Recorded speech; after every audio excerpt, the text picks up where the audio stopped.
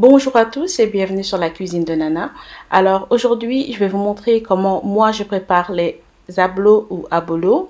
C'est une recette qui demande un peu de patience et un petit peu de votre temps. Donc si vous êtes intéressé, regardons la vidéo. Pour faire les ablos, vous avez besoin de 60 g de semoule. Vous avez aussi besoin de 2 cuillères à café de levure sèche. Vous allez avoir besoin de 100 g de fécule de maïs.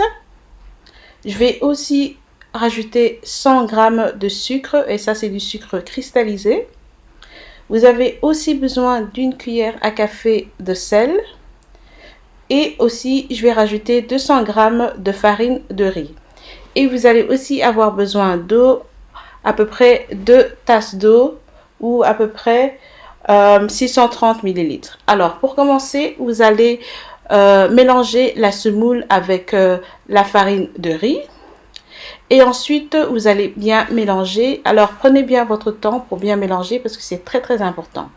Et ensuite, vous devez, dans votre imaginaire, diviser cela en 3.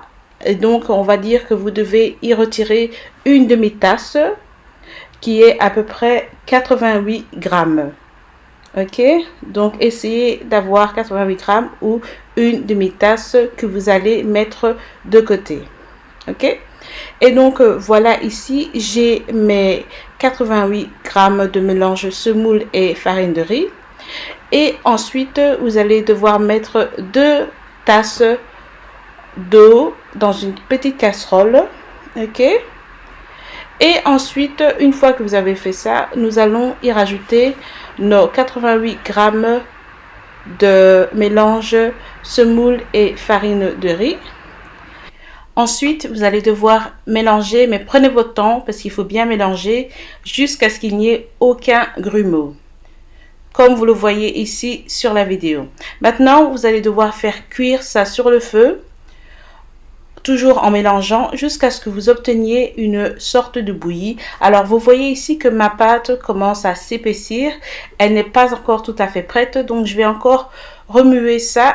Et voilà, donc ça c'est ce que vous devez avoir, c'est la consistance que vous devez avoir. Et ici je vous montre un peu de plus près pour que vous ayez une petite idée.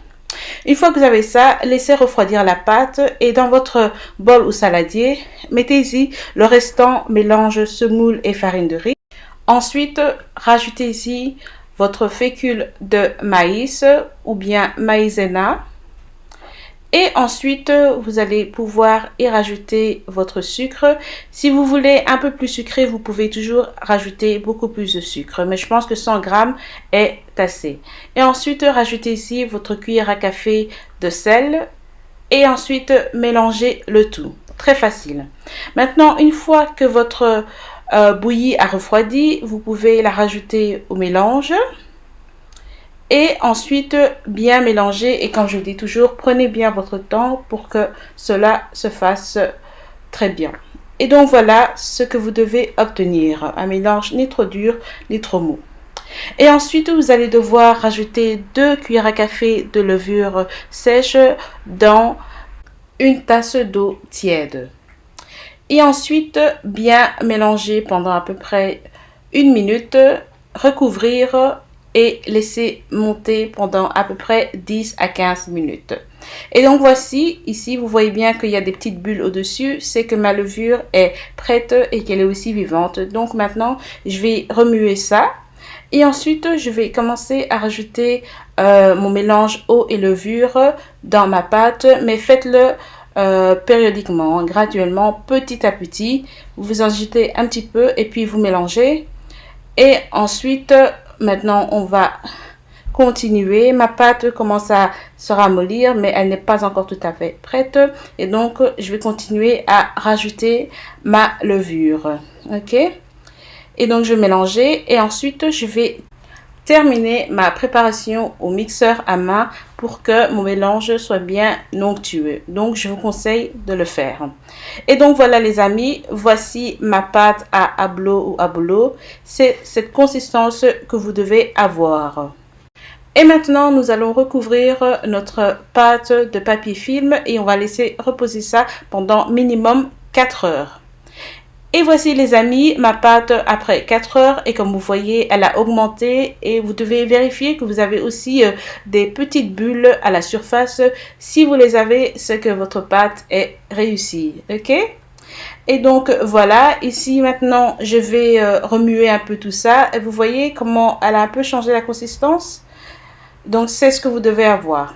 Et donc maintenant, on va prendre des moules. Alors, j'ai des moules en silicone ici. Vous pouvez les trouver sur Amazon. C'est là que je les ai achetés. Et ensuite, vous pouvez commencer à remplir vos moules. Si vous n'avez pas de moules, vous pouvez aussi le faire dans des moules en aluminium. Mais je trouve que les moules en silicone sont bien meilleurs. Et donc aussi, là, vous voyez un peu de plus près à quoi ça ressemble. Et donc, remplissez bien vos moules. Et donc ici, sur cette vidéo, tout est prêt maintenant. Et je vais aller chercher ma machine pour faire mes ablos. Alors les amis, moi je vais faire mes ablos ou ablos dans mon cuiseur à riz. C'est un cuiseur spécial qui fait aussi vapeur. Alors je l'ai préchauffé et comme vous voyez, l'eau commence à bien bouillir. Et donc maintenant, on va y placer nos ablos et laisser cuire pendant à peu près 20 minutes. Mais ici, je vais regarder la cuisson de mes ablos après environ 15 minutes. Pour voir si ils sont prêts. Et pour vérifier ça, vous pouvez passer un petit couteau au milieu. Et s'il ressort sec, c'est que vos ablos ou abolos sont prêts. Et donc, j'ai décidé de laisser encore 3-4 minutes. Et donc, voilà, mes ablos sont prêts, ils sont cuits. Regardez comme ils sont magnifiques. Alors ici, je vais vous montrer un de mes ablos de plus près. Regardez ça, magnifique. Bien bombé, il se décolle facilement du silicone. C'est pour ça que je vous dis que c'est mieux d'acheter des moules en silicone parce que ça va vous faciliter la vie. Donc regardez, bien mou. Et regardez maintenant à l'intérieur comme il se coupe bien. Voilà, c'est ce que vous recherchez. Ça, c'est un abolo parfait. Et donc les amis, voilà, c'était ma recette de ablo ou abolo. J'espère qu'elle vous a été utile et que vous allez l'essayer. Si vous avez des questions, n'hésitez pas à me les laisser en commentaire. Et comme je vous dis, pour faire cette recette, vous avez besoin de patience. Et donc voilà, merci beaucoup à tous et je vous retrouve très bientôt sur la cuisine de Nana.